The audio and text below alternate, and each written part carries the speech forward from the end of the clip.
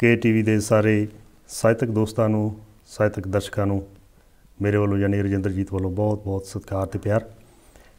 ਦੋਸਤੋ ਕਾਗਜ਼ ਕਲਮ ਤੇ ਲਿਖਾਰੀ ਦੇ ਅੱਜ ਦੀ ਇਸ ਕੜੀ ਦੇ ਵਿੱਚ ਤੁਹਾਡਾ ਪੁਰਜ਼ੋਰ ਸਵਾਗਤ ਕਰਦਾ, ਤੁਹਾਨੂੰ ਜੀ ਆਇਆਂ ਨੂੰ ਆਖਦਾ। ਜਿਸ ਤਰ੍ਹਾਂ ਤੁਸੀਂ ਜਾਣਦੇ ਹੋ ਕਿ ਕਾਗਜ਼ ਕਲਮ ਤੇ ਲਿਖਾਰੀ ਪ੍ਰੋਗਰਾਮ ਦੇ ਵਿੱਚ ਸਾਡੇ ਜਿੰਨੇ ਵੀ ਸਥਾਪਿਤ ਪੰਜਾਬੀ ਦੇ ਕਲਮਕਾਰ ਨੇ ਉਹਨਾਂ ਦੇ ਨਾਲ ਤੁਹਾਨੂੰ ਅਸੀਂ ਰੂਬਰੂ ਕਰਵਾਉਂਦੇ ਹਰ ਹਫ਼ਤੇ। इस बार भी साढ़े नाल एक बड़े विशेष मेहमान बैठे हुए है स्टूडियो के विच, जिन्हां दे नाल बड़ी जल्दी तुहाडा मैं तारुफ कराउणा।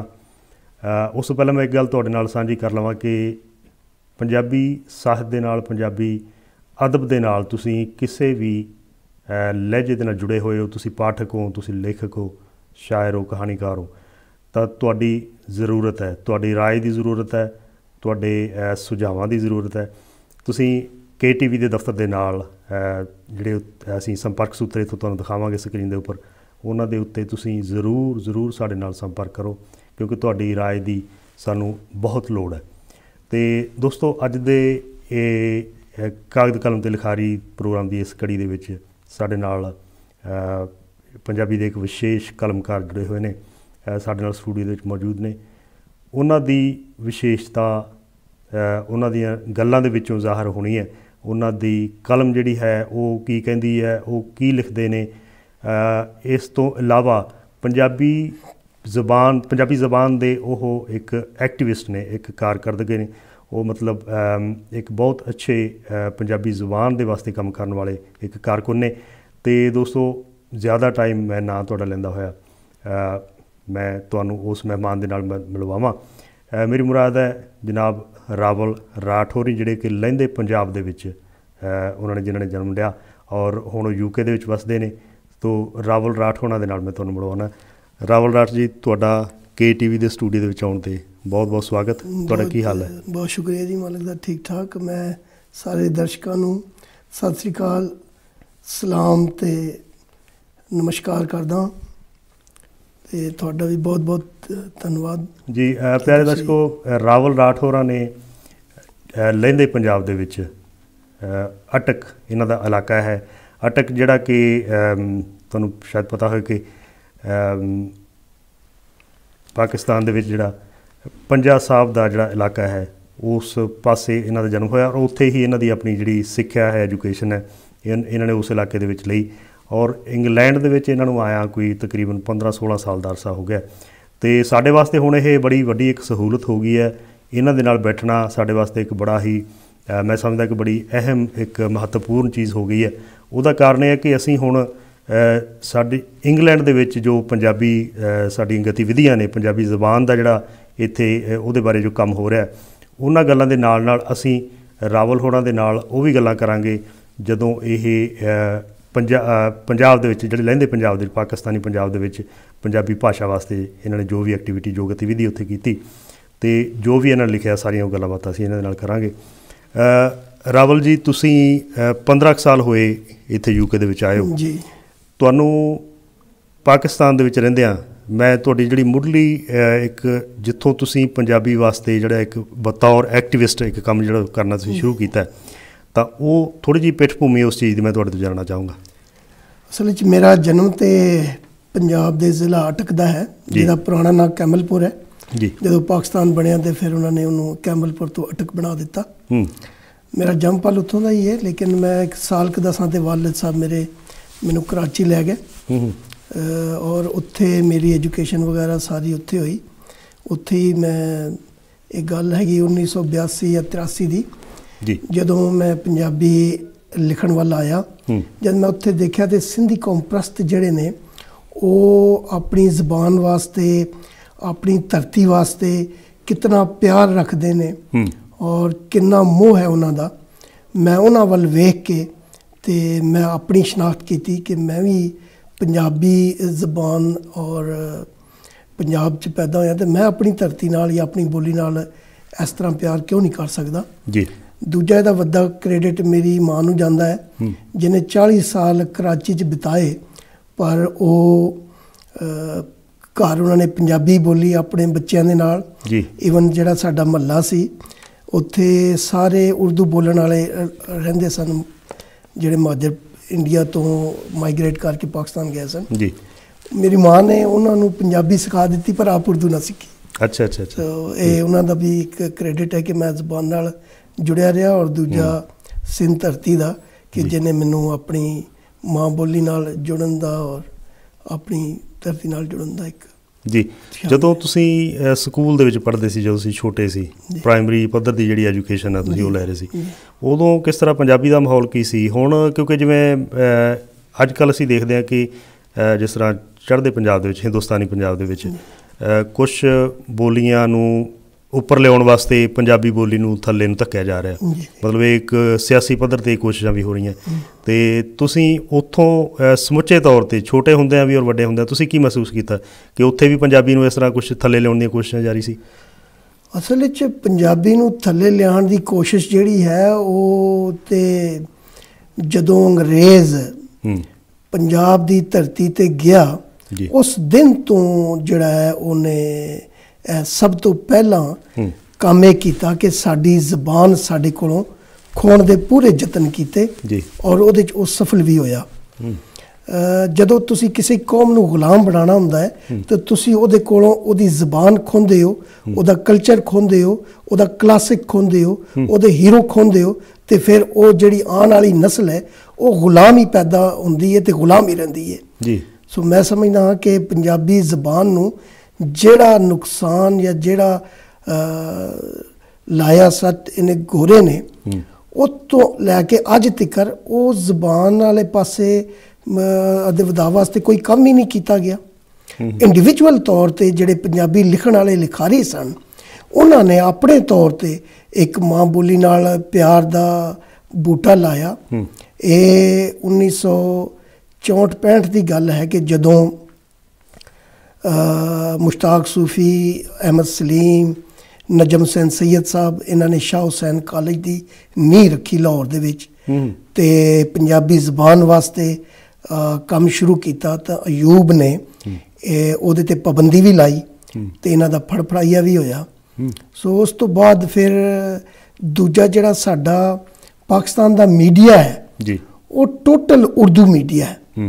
ਔਰ ਜਦੋਂ ਵੀ ਜਿੰਨੇ ਵੀ ਸ਼ਾਇਰ ਜਿਵੇਂ ਵੱਡੇ ਵੱਡੇ ਹੋਏ ਨੇ ਉਰਦੂ ਦੇ, ਫੈਜ਼ ਸਾਹਿਬ, ਫਰਾਜ਼, ਅਹਿਮਦ ਨਦੀਮ ਕਾਸਮੀ, ਇਹਨਾਂ ਨੇ ਸਿਰਫ ਮੀਡੀਆ ਦੀ ਵਜ੍ਹਾ ਤੋਂ ਉਰਦੂ 'ਚ ਲਿਖਿਆ ਕਿਉਂਕਿ ਉਰਦੂ 'ਚ ਲਿਖਣ ਨਾਲ ਮੀਡੀਆ ਵੀ ਕਵਰ ਦਿੰਦਾ ਸੀ ਔਰ ਉਹ ਸਮਝਦੇ ਸਨ ਕਿ ਬਈ ਸਾਡੀ ਗੱਲ ਜਿਹੜੀ ਹੈ ਵੱਡੇ ਪੱਧਰ 'ਤੇ ਸੁਣੀ ਜਾਏਗੀ, ਜਿਹਦੇ 'ਚ ਮੈਂ ਸਮਝਦਾ ਕਿ ਮੀਡੀਆ ਵੀ ਜਿਹੜਾ ਹੈ ਉਹ ਸਾਡੀਆਂ ਜ਼ਬਾਨ ਨੂੰ ਦਬਾਉਣ 'ਚ ਔਰ ਪਿੱਛੇ ਪਾਉਣ 'ਚ। ਔਰ ਦੂਜਾ ਫਿਰ ਜਿਹੜਾ ਉਰਦੂ ਜ਼ਬਾਨ ਨੂੰ ਇੱਕ ਮੁਸਲਮਾਨਾਂ ਦੀ ਜ਼ਬਾਨ ਬਣਾ ਕੇ ਪੇਸ਼ ਕੀਤਾ ਗਿਆ, ਉਹ ਦਾ ਵੀ ਬਹੁਤ ਵੱਡਾ ਕਾਰਨ ਹੈ ਕਿ ਲੋਕ ਇਹ ਸਮਝਦੇ ਸਨ ਕਿ ਸ਼ਾਇਦ ਜਿਹੜੀ ਉਰਦੂ ਹੈ ਮੁਸਲਮਾਨਾਂ ਦੀ ਜ਼ਬਾਨ ਇਹ ਹੈ, ਜਦ ਕਿ ਉਹਦਾ ਤੇ ਇਸਲਾਮ ਨਾਲ ਕੋਈ ਤਾਲੁਕ ਵਾਸਤਾ ਨਹੀਂ, ਬਲਕਿ ਉਰਦੂ ਜਿਹੜੀ ਹੈ ਬੇਸਿਕਲੀ ਮੈਂ ਸਮਝਦਾ ਕਿ ਉਹ ਤਾਂ ਕੋਈ ਜ਼ਬਾਨ ਹੀ ਨਹੀਂ, ਲਸ਼ਕਰ ਜਿਹਾ ਹੈ ਇੱਕ ਕਿ ਤੁਸੀਂ ਹਿੰਦੀ 'ਚੋਂ ਸੰਸਕ੍ਰਿਤ ਦੇ ਲਫ਼ਜ਼ ਕੱਢ ਕੇ ਫਾਰਸੀ ਦੇ ਔਰ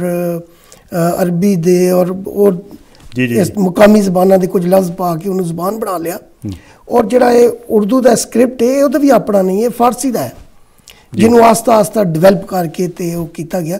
ਸੋ ਇਹ ਕਾਰਨ ਹੈ ਕਿ ਉਰਦੂ ਦੀ ਜਿਹੜੀ ਹੈ ਉਹ ਉੱਥੇ ਸਾਡੀ ਪੰਜਾਬੀ ਜ਼ਬਾਨ ਨੂੰ ਇੱਕ ਤਰ੍ਹਾਂ ਦਾ ਦਬਾਉਣ ਅਤੇ ਡਬਾਉਣ 'ਚ ਇਹਦਾ ਵੀ ਬਹੁਤ ਵੱਡਾ ਹੱਥ ਹੈ। ਜੀ ਜੀ ਜੀ। ਰਾਵਲ ਰਾਠ ਜੀ, ਜੋ ਮੈਂ ਮਹਿਸੂਸ ਕਰਦਾ ਕਿ ਰਾਵਲ ਰਾਠ ਦੇ ਵਿੱਚ ਇੱਕ ਪੰਜਾਬੀ ਕਾਰਕੁਨ ਤੋਂ ਬਿਨਾਂ ਇੱਕ ਸ਼ਾਇਰ ਵੀ ਵਸਦਾ ਹੈ ਅਤੇ ਉਸ ਸ਼ਾਇਰ ਦੇ ਨਾਲ ਵੀ ਸਾਡੇ ਜਿਹੜੇ ਦਰਸ਼ਕ ਨੇ, ਸਾਡੇ ਵਿਊਅਰ ਨੇ, ਸਰੋਤੇ ਨੇ, ਉਹਨਾਂ ਨੇ ਸਾਂਝ ਜ਼ਰੂਰ ਪਾਉਣੀ ਹੈ। ਅਤੇ ਥੋੜ੍ਹਾ ਜਿਹਾ ਤੁਹਾਡੀ ਕਵਿਤਾ ਦੇ ਵੱਲ ਆਉਂਦੇ ਹਾਂ। ਲਿਖਣਾ ਕਦੋਂ ਸਟਾਰਟ ਕੀਤਾ? ਮੈਂ ਲਿਖਣਾ ਸ਼ੁਰੂ ਕੀਤਾ ਜੀ 1982 ਦੇ ਵਿੱਚ ਜੀ, 81-82 ਦੇ ਵਿੱਚ। ਉਦੋਂ ਮੈਂ ਇਸ਼ਕੀਆ ਦੋੜੇ ਜਿਹੜੇ ਨੇ ਉਹ ਲਿਖਣੇ ਸ਼ੁਰੂ ਕੀਤੇ ਜੀ। ਅਤੇ ਫਿਰ 83 ਦੇ ਵਿੱਚ ਜਦੋਂ ਮੇਰੀ ਸੋਚ ਜਿਹੜੀ ਹੈ ਉਹ ਬਦਲੀ ਅਤੇ ਮੈਂ ਫਿਰ ਮਤਲਬ ਹੈ ਕਿ ਸਹੀ ਮਾਨਿਆਂ ਦੇ ਵਿੱਚ ਮੈਂ 1983 ਤੋਂ ਸਮਝਦਾ ਕਿ ਮੈਂ ਪੰਜਾਬੀ ਜ਼ਬਾਨ ਅਤੇ ਪੰਜਾਬ ਨਾਲ ਜੁੜ ਕੇ ਜੋ ਲਿਖਿਆ ਹੈ ਉਹ ਮੇਰੀ ਇਬਤਦਾ ਹੈ। ਸੋ ਮੁੱਖ ਤੌਰ 'ਤੇ ਤੁਸੀਂ ਕਵਿਤਾ ਲਿਖਦੇ ਹੋ? ਜੀ ਮੈਂ ਕਵਿਤਾ ਹੀ ਲਿਖਦਾ ਜੀ, ਗਜ਼ਲ ਮੈਂ ਨਹੀਂ ਲਿਖੀ ਜੀ। ਮੇਰੀ ਕਵਿਤਾ। ਠੀਕ ਹੈ, ਕੋਈ ਕਵਿਤਾ ਤੋਂ ਬਿਨਾਂ ਕਿਸੇ ਹੋਰ ਵਿਧਾ ਦੇ ਉੱਪਰ ਤੁਸੀਂ? ਮੈਂ ਸ਼ੁਰੂ ਦੇ ਵਿੱਚ ਅਸਲ 'ਚ ਕਹਾਣੀਆਂ ਲਿਖੀਆਂ ਨੇ, ਕੋਈ 10-11 ਕਹਾਣੀਆਂ ਨੇ। ਅੱਛਾ। ਲੇਕਿਨ ਮੈਂ ਜਿਹੜੀ ਬਿਹਤਰ ਇਜ਼ਹਾਰ ਦਾ ਜ਼ਰੀਆ ਸਮਝਦਾ ਸਾਂ, ਜਾਂ ਜਿਹੜੀ ਮੇਰੀ ਮਿਹਨਤ ਸੀ ਉਹ ਸ਼ਾਇਰੀ ਸੀ। ਸੋ ਫਿਰ ਮੈਂ ਉਹ ਛੱਡ ਕੇ ਤੇ ਫੁੱਲ ਸਿਰਫ ਸ਼ਾਇਰੀ ਆਪਣੀ ਸ਼ਨਾਖਤ ਰੱਖੀ। ਜੀ ਜੀ ਜੀ। ਸਭ ਤੋਂ ਪਹਿਲੀ ਸ਼ਾਇਰੀ ਨੂੰ ਜਦੋਂ ਤੁਸੀਂ ਇੱਕ ਬੱਝਵੇਂ ਰੂਪ ਦੇ ਵਿੱਚ, ਇੱਕ ਕਿਤਾਬ ਦੇ ਰੂਪ ਸਾਹਮਣੇ ਲੈ ਕੇ ਆਏ, ਤੇ ਕਿਹੜੀ ਕਿਤਾਬ ਛਪੀ ਪਹਿਲਾਂ? ਮੇਰੀ ਪਹਿਲੀ ਕਿਤਾਬ ਜਿਹੜੀ ਹੈ ਸੀ ਉਹ ਆਪਣੀ ਸ਼ਾਇਰੀ ਦੀ ਕਿਤਾਬ ਸਨ 2000 'ਚ ਛਪੀ ਹੈ। ਕਦ ਮੁਕਸਨ ਛੁੱਟੀਆਂ ਕਰਦੀਆਂ, ਮੈਂ ਦਿਖਾਉਂਦਾ ਤੁਹਾਨੂੰ ਵੀ ਤੇ ਦਰਸ਼ਕਾਂ ਨੂੰ ਵੀ। ਜੀ। ਇਹ ਹੈ, ਜੇ ਕੈਮਰਾ ਸਾਡਾ ਕਲੋਜ਼ ਅਪ ਵਿਖਾ ਸਕੇ ਤਾਂ, ਇਹਦਾ ਪਹਿਲਾ ਐਡੀਸ਼ਨ ਸਨ 2000 'ਚ ਪ੍ਰਿੰਟ ਹੋਇਆ। ਜੀ ਜੀ। ਤੇ ਫਿਰ ਜਨਵਰੀ 2016 'ਚ ਕੁਝ ਹੋਰ ਮਤਲਬ ਮੇਰੀਆਂ ਚੀਜ਼ਾਂ ਜਿਹੜੀਆਂ ਮੈਂ ਇਹਨੂੰ ਅਪਡੇਟ ਕਰਕੇ ਤੇ ਉਹਦਾ ਦੂਜਾ ਐਡੀਸ਼ਨ ਛਾਪਿਆ। ਸਹੀ ਸਹੀ ਸਹੀ। ਅੱਛਾ, ਇਹ 2 ਐਡੀਸ਼ਨ ਇਹਦੇ ਜਿਹੜੇ ਨੇ ਨਿਕਲ ਚੁੱਕੇ? ਹਾਂ ਜੀ। ਤਕਰੀਬਨ 3 ਕਿਤਾਬਾਂ ਮੇਰੀਆਂ ਜਨਵਰੀ 2018 ਦੇ ਵਿੱਚ ਉਮੀਦ ਹੈ ਕਿ ਆ ਜਾਣਗੀਆਂ। ਅੱਛਾ। ਸ਼ਾਇਰੀ ਦੀਆਂ। ਜੀ। ਉਹਦੇ 'ਚ ਇੱਕ ਜਿਹੜੀ ਕਿਤਾਬ ਹੋਏਗੀ ਜਿਹਦੇ 'ਚ ਸਿਰਫ ਮਾਂ ਧਰਤੀ ਪੰਜਾਬ ਦੇ ਜਸ ਰਿਜ ਤੇ ਕੌਮੀ ਨਜ਼ਮਾਂ ਜਾਂ ਗੀਤ ਕਹਿ ਲਓ ਤੁਸੀਂ, ਉਹ ਨੇ। ਕੋਈ ਕਵਿਤਾ ਹੋ ਜਾਏ ਫਿਰ ਜਿਹੜੀ ਵੀ ਤੁਸੀਂ ਅੱਛੀ ਸਮਝਦੇ ਹੋ, ਸਾਡੇ ਨਾਲ ਆਪਣੀ ਕਵਿਤਾ ਦੀ ਸਾਂਝ ਪਾਓ, ਤਾਂ ਕਿ ਤੁਹਾਡੇ ਵਿਚਾਰਾਂ ਦੇ, ਤੁਹਾਡੇ ਜਜ਼ਬਾਤ ਦੇ ਥੋੜ੍ਹੇ ਹੋਰ ਨੇੜੇ ਹੋ ਸਕੇ। ਮੈਂ ਪੰਜਾਬ ਦੇ ਹਵਾਲੇ ਨਾਲ ਜਿਹੜੀ ਇੱਕ ਕੋਈ ਸਾਲ ਪਹਿਲਾਂ ਲਿਖੀ ਹੈ ਜੀ। ਮੇਰਾ ਸੋਹਣਾ ਦੇਸ਼ ਪੰਜਾਬ, ਮੈਂ ਵਾਸੀ ਹਾਂ ਪੰਜਾਬ ਦਾ, ਮੇਰਾ ਸੋਨਾ ਉਗਲੇ ਵਸੂ ਨੀ। ਮੈਂ ਵਾਸੀ ਹਾਂ ਪੰਜਾਬ ਦਾ, ਮੇਰਾ ਸੋਨਾ ਉਗਲੇ ਵਸੂ ਨੀ। ਭਗਤੂ ਖਰਲਾ ਸ਼ੁਜਾ ਦੁੱਲਾ, ਮਾਣ ਹੈ ਮੇਰਾ ਦੱਸੋ ਨੀ। ਜੁਜ਼ ਆਪਣੇ ਈਮਾਨ ਦਾ ਦੱਸਾਂ, ਹੱਕ ਮੈਂ ਆਪਣੇ ਧਾੜ ਕੇ ਖੱਸਾਂ। ਯਾਰ ਫਰੀਦਾ ਵੇਖ ਫਰੀਦਾ ਸਾਈਂ, ਸਭ ਸੋਣ ਚਿੜੀ ਦੀਆਂ ਚੱਸਾਂ। ਧਰਤੀ ਮਾਂ ਦੀ ਆਵਾਜ਼ ਪਵੇ ਜਦ ਟੁਰ ਕੇ ਲੜੀਏ ਇਕੱਠੇ। ਹਰ ਵਿਰੋਧੀ ਮਾਂ ਆਪਣੀ ਦਾ ਸਾੜ ਦਿਆਂ ਵਿੱਚ ਪੱਠੇ। ਵੇਖੋ ਉੱਚੀਆਂ ਸ਼ਾਨਾਂ ਵਾਲੀ ਮੇਰੀ ਪੰਜ ਦਰਿਆਈ। ਇੱਕ ਹੈ ਬੋਲੀ 10 ਖੁਸ਼ਬੂਆਂ, ਜਾਣੇ ਕੁੱਲ ਖੁਦਾਈ। ਮੈਂ ਹਾਂ ਪੁੱਤਰ ਧਰਤੀ ਮਾਂ ਦਾ, ਦੀਨ ਇਮਾਨ ਪੰਜਾਬੀ। ਹਰ ਦੁਸ਼ਮਣ ਨੂੰ ਕਾੜ ਕੇ ਰੱਖਾਂ ਆਪਣੀ ਵਿੱਚ ਰਕਾਬੀ। ਬਹੁਤ ਅੱਛਾ। ਇਹ ਕਵਿਤਾਵਾਂ ਤੁਹਾਡੀਆਂ ਆ ਚੁੱਕੀਆਂ ਨੇ ਕਿਤਾਬ ਜਿਹੜੀ ਮੇਰੀ ਨਵੀਂ ਕਿਤਾਬ ਉਹਦੇ ਵਿੱਚ ਛਾਪ ਰਹੇ? ਠੀਕ ਹੈ। ਇੱਕ ਉਹਦੇ ਹਵਾਲੇ ਨਾਲ ਜਿਹੜੀ ਪਹਿਲੇ 83 'ਚ ਮੈਂ ਲਿਖੀ ਸੀ ਭਗਤ ਸਿੰਘ ਦੇ ਹਵਾਲੇ ਨਾਲ, ਉਹ ਮੇਰੀ ਪਹਿਲੀ ਕਿਤਾਬ ਦੇ ਵਿੱਚ ਹੈ।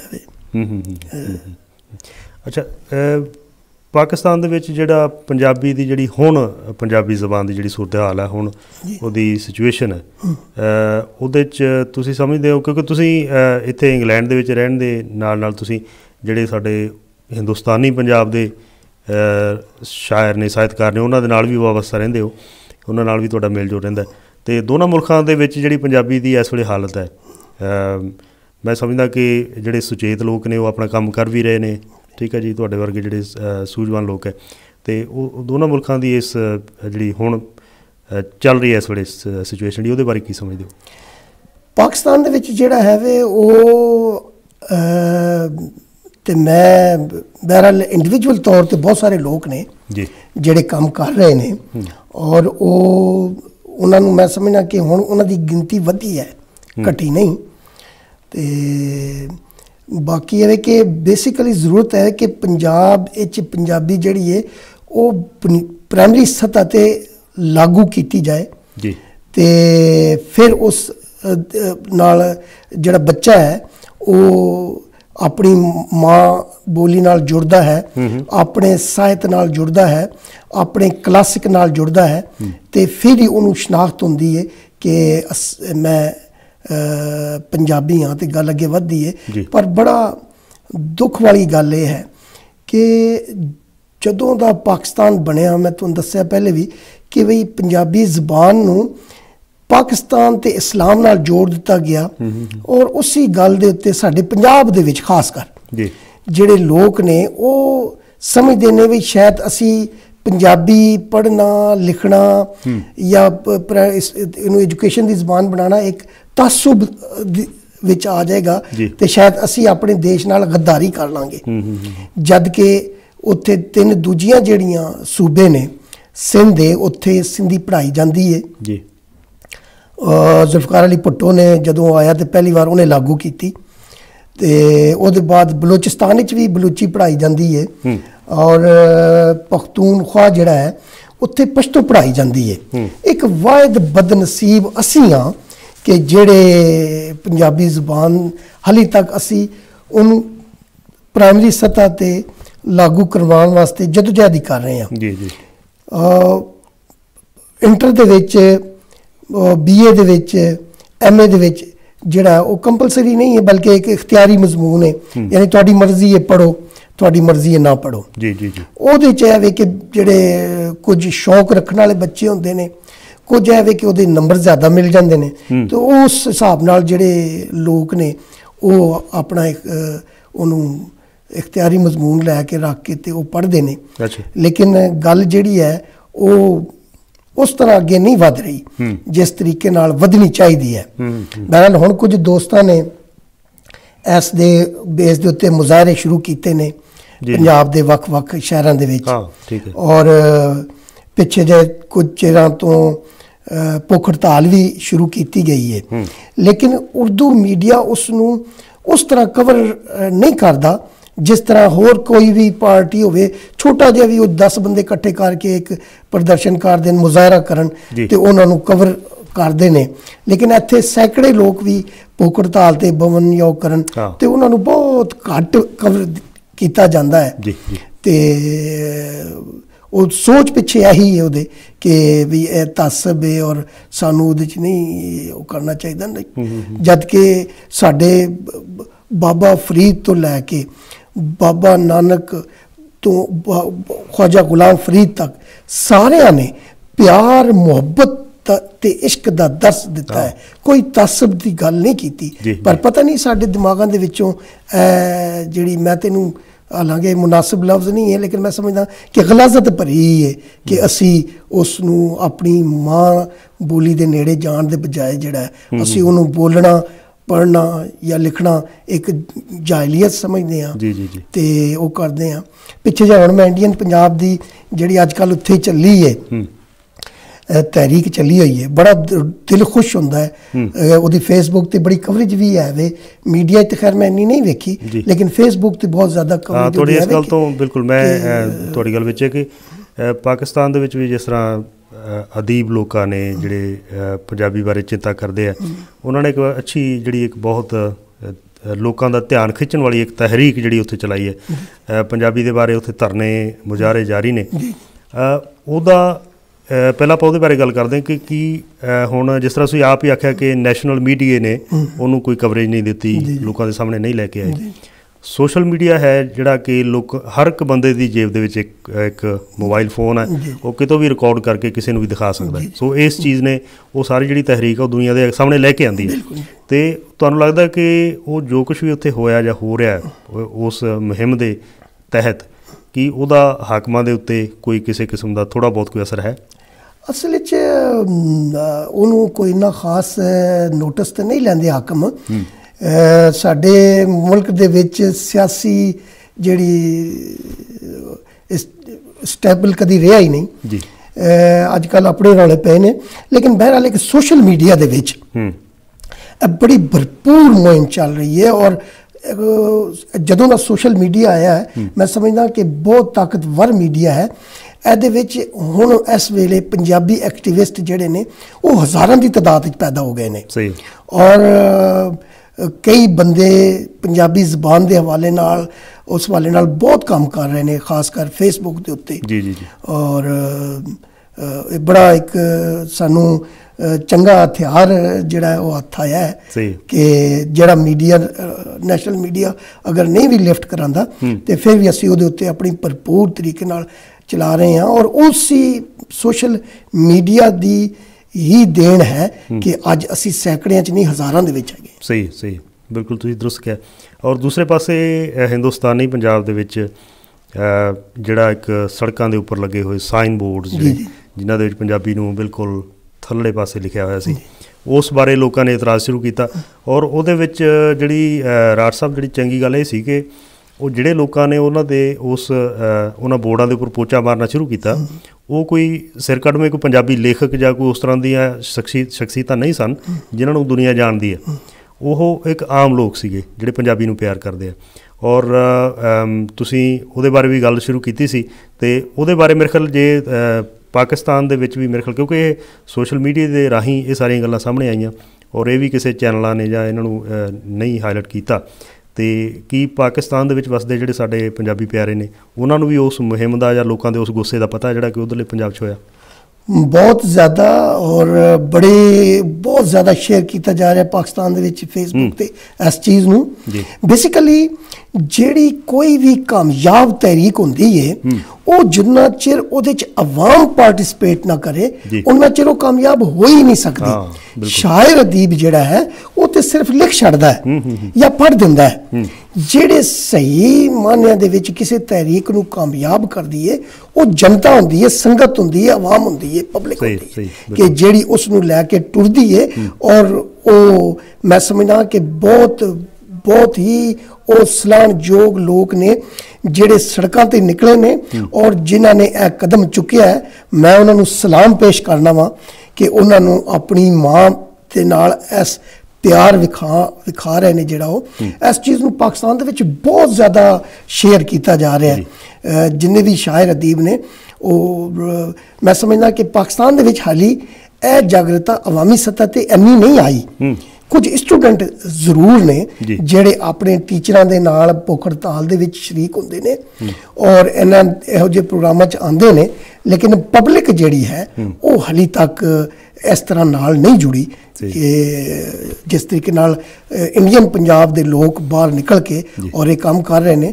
ਮੈਂ ਸਮਝਦਾ ਵਾਂ ਕਿ ਪੰਜਾਬ ਹਕੂਮਤ ਜਿਹੜੀ ਇੰਡੀਆ ਦੀ ਹੈ ਉਸ ਨੂੰ ਇਸ ਚੀਜ਼ ਨੂੰ ਨੋਟਿਸ ਲੈਣਾ ਚਾਹੀਦਾ ਹੈ ਔਰ ਪੰਜਾਬੀ ਜ਼ਬਾਨ ਨੂੰ ਪਹਿਲਾ ਦਰਜਾ ਦੇ ਕੇ ਬਾਕੀ ਜਿਹੜੀ ਹੈ ਨੇ ਉਹ ਦੂਜੇ ਦਰਜੇ 'ਤੇ ਪੰਜਾਬੀ ਦਾ ਪੰਜਾਬ ਦੇ ਕੋਲ ਤੇ ਬੜੀ ਵੱਡੀ ਪਾਵਰ ਇਹ ਹੈ ਕਿ ਪੰਜਾਬੀ ਜ਼ਬਾਨ ਧਾਰਮਿਕ ਜ਼ਬਾਨ ਹੈ। ਇਹ ਤੇ ਧਰਮ ਦੀ ਜ਼ਬਾਨ ਹੈ ਉੱਥੇ, ਔਰ ਉਹਨਾਂ ਦੇ ਰਾਹ ਦੇ ਵਿੱਚ ਇੰਜ ਦੇ ਅੜਿੱਕੇ ਤੇ ਹੈ ਹੀ ਨਹੀਂ ਨੇ ਕਿ ਜੀ ਗੱਦਾਰੀ ਹੈ ਜਾਂ ਇਹ ਕੌਮੀ ਬੋਲੀ ਨਾਲ ਧਰੋਹ ਹੈ ਜਾਂ ਹੈ। ਉਹ ਤੇ ਉਹਨਾਂ ਦੀ ਇੱਕ ਧਾਰਮਿਕ ਜ਼ਬਾਨ ਹੈ ਔਰ ਉਸ ਨੂੰ ਜਿਹੜੀ ਹੈ ਪਵਿੱਤਰਤਾ ਮਿਲਣੀ ਚਾਹੀਦੀ। ਜੀ ਬਿਲਕੁਲ ਦਰੁਸਤ ਜੀ, ਬਿਲਕੁਲ ਰਾਠ ਸਾਹਿਬ ਤੁਸੀਂ ਬਿਲਕੁਲ ਦਰੁਸਤ ਕਿਹਾ। ਪਿਆਰੇ ਦਰਸ਼ਕੋ, ਰਾਵਲ ਰਾਠ ਜੀ ਸਾਡੇ ਨਾਲ ਮੌਜੂਦ ਨੇ ਔਰ ਲਹਿੰਦੇ ਅਤੇ ਚੜ੍ਹਦੇ ਪੰਜਾਬ ਦੋਨਾਂ ਦੇ ਵਿੱਚ ਜਿਹੜੀ ਪੰਜਾਬੀ ਜ਼ਬਾਨ ਵਾਸਤੇ ਜਿਹੜੀ ਤਹਿਰੀਕ ਜਿਹੜੀ ਮੁਹਿੰਮ ਚਲਾਈ ਹੋਈ ਹੈ ਲੋਕਾਂ ਨੇ, ਉਹਦੀਆਂ ਗੱਲਾਂ ਬਾਤਾਂ ਹੋ ਰਹੀਆਂ ਨੇ। ਔਰ ਅਸੀਂ ਇੱਕ ਛੋਟੀ ਜਿਹੀ ਬ੍ਰੇਕ ਵੱਲ ਜਾਵਾਂਗੇ। ਉਸ ਤੋਂ ਪਹਿਲਾਂ ਰਾਠ ਸਾਹਿਬ, ਜਿਹੜੀ ਤੁਸੀਂ ਗੱਲ ਕੀਤੀ ਹੈ ਕਿ ਜਿਹੜੀ ਹੁਕੂਮਤ ਹੈ ਉਹਨੂੰ ਇਹਦਾ ਨੋਟਿਸ ਲੈਣਾ ਚਾਹੀਦਾ ਔਰ ਬੜੀ ਖੁਸ਼ੀ ਦੀ ਗੱਲ ਹੈ, ਫਖਰ ਦੀ ਗੱਲ ਹੈ ਲੋਕਾਂ ਵਾਸਤੇ ਕਿ ਉਹਨਾਂ ਨੇ ਮੰਨ ਲਈ ਹੈ ਉਹ ਜਿਹੜੀ ਮੰਗ ਹੈ ਲੋਕਾਂ ਦੀ। ਔਰ ਹੁਣ ਪਿੱਛੇ ਜੇ ਜਿਹੜਾ ਇੱਕ ਸਰਕਾਰੀ ਮਹਿਕਮਾ ਜਿਹੜਾ ਬੋਰਡ ਵਗੈਰਾ ਲਗਾਉਂਦਾ ਉਹਦਾ ਇਹ ਸਰਕੂਲਰ ਜਿਹੜਾ ਸੀ ਉਹ ਲੋਕਾਂ ਨੇ ਪੜ੍ਹਿਆ, ਉਹਦੇ ਵਿੱਚ ਸੀਗਾ ਕਿ ਪੰਜਾਬੀ ਜ਼ਬਾਨ ਨੂੰ ਪਹਿਲਾ ਜਿਹੜਾ ਦਰਜਾ ਉਹ ਦਿੱਤਾ ਜਾਵੇ। ਅਤੇ ਪਿਆਰੇ ਦਰਸ਼ਕੋ, ਅਸੀਂ ਹੁਣ ਇੱਥੇ ਇੱਕ ਛੋਟੀ ਜਿਹੀ ਬ੍ਰੇਕ ਲਵਾਂਗੇ। ਗੱਲਾਂ ਬਾਤਾਂ ਇਸ ਤਰ੍ਹਾਂ ਜਾਰੀ ਰਹਿਣਗੀਆਂ। ਸੋ ਸਾਡੇ ਕੋਲ ਜਿਹੜੇ ਸਾਡੇ ਖੁਸੂਸੀ ਮਹਿਮਾਨ ਬੈਠੇ ਨੇ ਰਾਵਲ ਰਾਠ, ਉਹਨਾਂ ਦੇ ਕੋਲ ਕਵਿਤਾਵਾਂ ਦਾ ਵੀ ਬੜਾ ਵੱਡਾ ਖਜ਼ਾਨਾ ਹੈ ਅਤੇ ਉਹਨਾਂ ਦੀ ਆਪਣੀਆਂ ਜਿਹੜੀਆਂ ਲਿਖਤਾਂ ਨੇ ਉਹ ਵੀ ਸਾਡੇ ਕੋਲ ਮੌਜੂਦ ਨੇ। ਅਤੇ ਥੋੜ੍ਹੇ ਸੈਕਿੰਡ ਵਾਸਤੇ ਅਸੀਂ ਬ੍ਰੇਕ ਵਾਸਤੇ ਜਾ ਰਹੇ ਹਾਂ ਅਤੇ ਤੁਸੀਂ ਕਿਤੇ ਜਾਣਾ ਨਹੀਂ, ਇਸੇ ਤਰ੍ਹਾਂ ਬਣੇ ਰਹਿਣਾ। ਅਸੀਂ ਹਾਜ਼ਰ ਹੁੰਦੇ ਹਾਂ।